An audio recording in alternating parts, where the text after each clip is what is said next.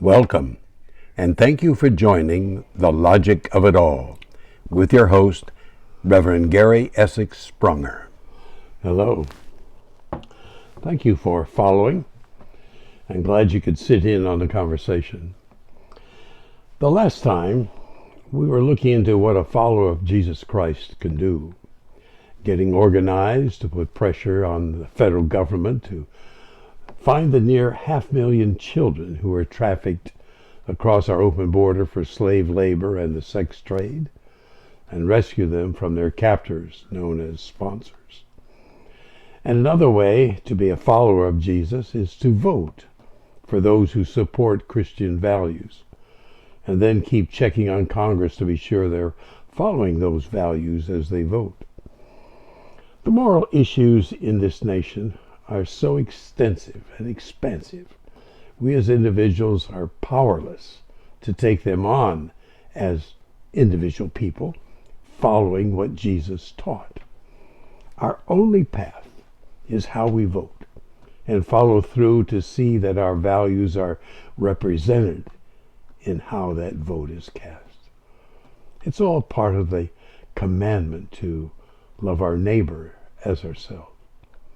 This is important because we want to be leading a righteous life so that we can experience what is next after this life.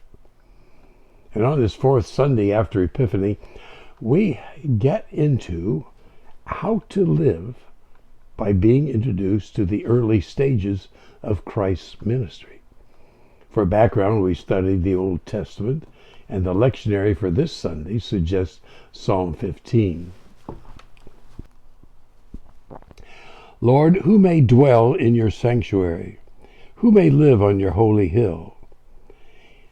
He whose walk is blameless, and who does what is righteous, who speaks the truth from his heart, and has no slander on his tongue, who does his neighbor no wrong, and casts no slur on his fellow man, but honors those who fear the Lord, who keeps his oath, and even when it hurts, who lends his money without usury, and does not accept a bribe against the innocent. He who does these things will never be shaken. This is known as a Psalm of David, and the author is asking the Lord, who may dwell in your sanctuary? Who may live on your holy hill? And the storyteller creates the Lord's answer, he who walks in righteousness.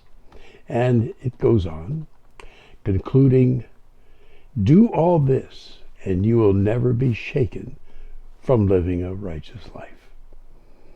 In the Old Testament, eternity with the Lord will be on a high place, up in the heavens, on a high hill where the Lord has his throne. The storytellers are mixing what they believe from what has been passed on during Old Testament times and what they still believe about mythological gods who had their thrones up where they could look down and keep watch on their believers. And this leads us to the scripture suggested from the New Testament by the lectionary, Matthew chapter 5, verses 1 through 12. This is known as the Beatitudes. Now when he saw the crowds, he went up to a mountainside and sat down. His disciples came to him, and he began to teach them, saying, Blessed are the poor in spirit, for theirs is the kingdom of heaven. Blessed are those who mourn, for they will be comforted. Blessed are the meek, for they will inherit the earth. Blessed are those who hunger and thirst for righteousness, for they will be filled. Blessed are the merciful, for they will be shown mercy. Blessed are the pure in heart, for they will see God.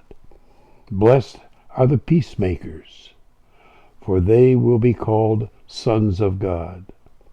Blessed are those who are persecuted because of righteousness, for theirs is the kingdom of heaven. Blessed are you when people insult you, persecute you, and falsely say all kinds of evil things against you because of me. Rejoice and be glad, because great is your reward in heaven, for in the same way they persecuted the prophets who were before you. The Beatitudes differ from what was written in the Old Testament, in the Psalm, which focused on how to live a righteous life for the reward of reaching heaven. Here in Matthew, in addition, in how to live a righteous life, the reward is enjoying a better life here on earth as well as in heaven. The poor suggest physically poor, as well as being poor in their spiritual life. And ahead of them, there is the kingdom of heaven. Those who mourn will be comforted in this life. The word meek in Greek is praus and means not timid and weak, as we usually use the word in English. In this case, meek means strength under control, so that one is mild and gentle and humble. Meek, not weak or timid, but strong under control. This is important in these times of anti-Semitism and anti-Christianity, two faiths being hated by those of another faith, and the atheists, jihadists, and Marxists have no use for us. It's no time to be meek in the English sense, but meek in strength under control. There are riots now that support those in this country illegally, who are criminals of the worst kind. Our federal government is trying to deport killers who have decided to live outside the bounds of humanity and are a threat to citizens, law-abiding citizens. There are several reasons why the undesirables in our country are being protected instead of protecting the people of this country, this nation. And even some Christian leaders have publicly taken a stand against removing illegal criminals, all under the umbrella of love thy neighbor. What the pious fail to realize is that the illegals are a political tool to increase the population in districts so that there's an increase in congressional seats for their party. And they are to be given voting rights as well. They are not neighbors, but robbers of our rights to be legally represented and our right to live our lives safely, instead of having killers, rapists, child molesters, thieves in our neighborhoods. Illegals are not just that, not immigrants. Illegals are aliens who are being protected by politicians for their reasons, and the religious pious for a misguided understanding of neighbor and the word meek, which is strength for those who follow their faith with common sense. As citizens, we have the right to vote, to send people we believe share our moral views and common sense to Congress to represent us, as we try to live lives that reach out to do what is right, as we try to answer, who is my neighbor? We elected a man to lead us, a man who shares our values. He's used strength and done the morally correct action to reach deals in negotiating an end to the killings in 8 wars, conflicts, by convincing the adversaries. It is more rewarding for their countries if they end the hostilities that kill and join the rest of the world economically, which will make their countries richer. Joining the nations in world trade is more rewarding than killing off your young generation, which is their future, the future of their country. And what does this man get in return?